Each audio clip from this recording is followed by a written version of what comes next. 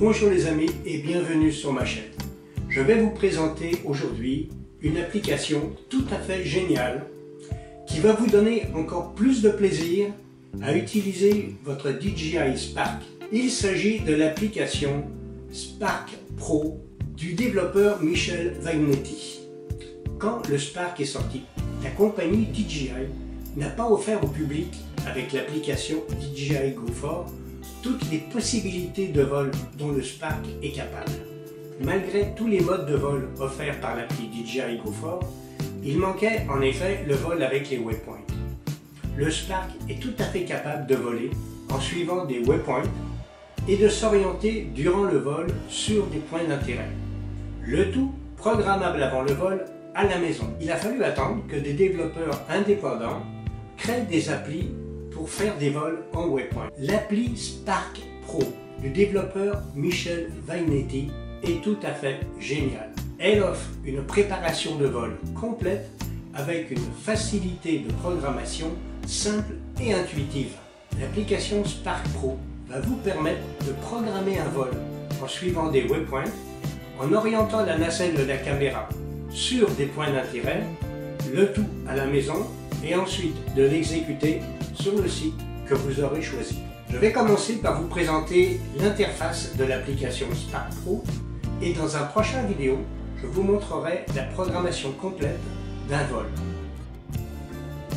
En ouvrant l'application Spark Go en mode hors ligne, c'est-à-dire sans connexion avec notre drone, nous voyons sous une petite hélice l'indication qui confirme que nous ne sommes pas couplés avec le drone. Un clic dans la partie supérieure droite nous indique que la version de l'application est la 2.4 et son créateur Michel Vagnetti.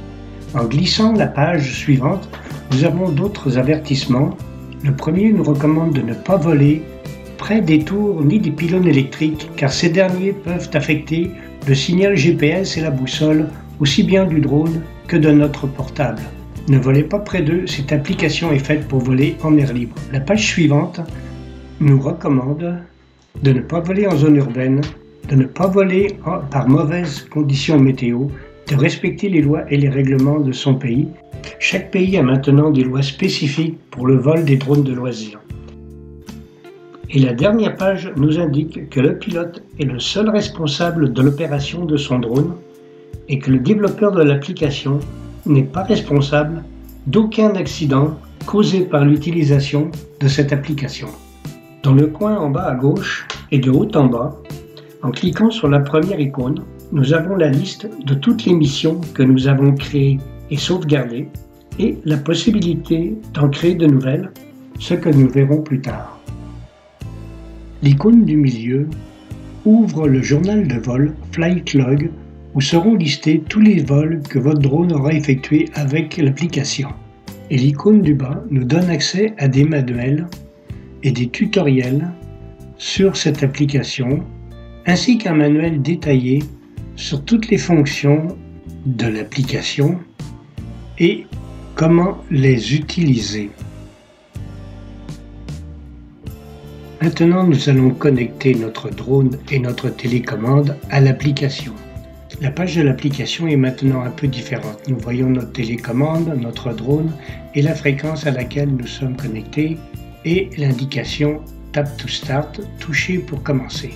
En touchant Tap to Start, nous entrons dans une nouvelle page de l'application et nous allons examiner icône par icône pour expliquer leurs fonctions. Dans le coin supérieur gauche, toucher sur Safe to Fly fait apparaître les paramètres de l'aéronef dans le même style que ceux que l'on rencontre dans DJI Go4. En entrant dans le Setting, nous allons pouvoir calibrer si nécessaire l'IMU et le compas et choisir les unités de distance et de vitesse. Ensuite, nous avons la configuration de base pour ceux qui pilotent en réalité virtuelle, puis les paramètres en cas de perte de signal.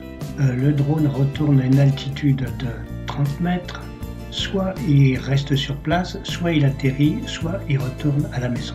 Return home.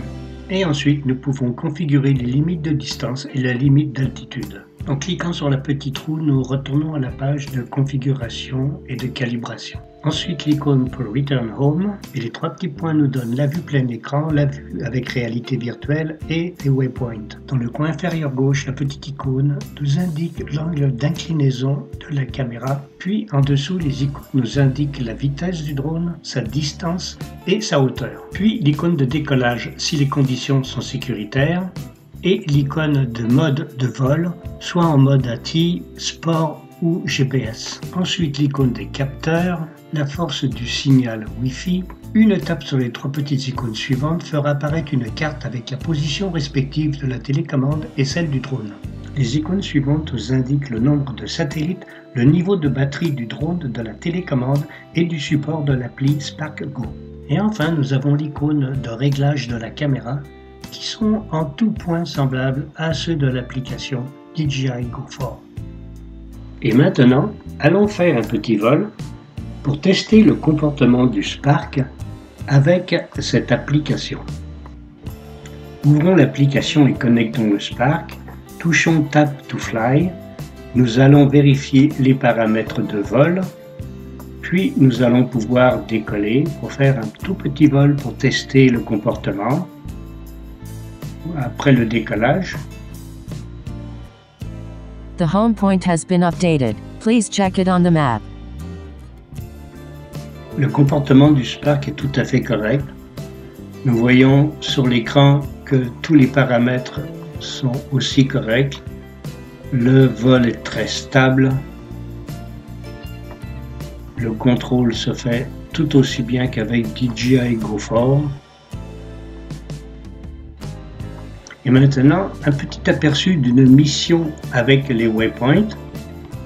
Nous voyons le drone au décollage qui se dirige vers le premier waypoint, qui va tourner pour se diriger vers le second.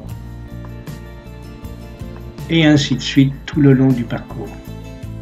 Dans le prochain vidéo, je vous montrerai la programmation complète d'une mission avec les waypoints.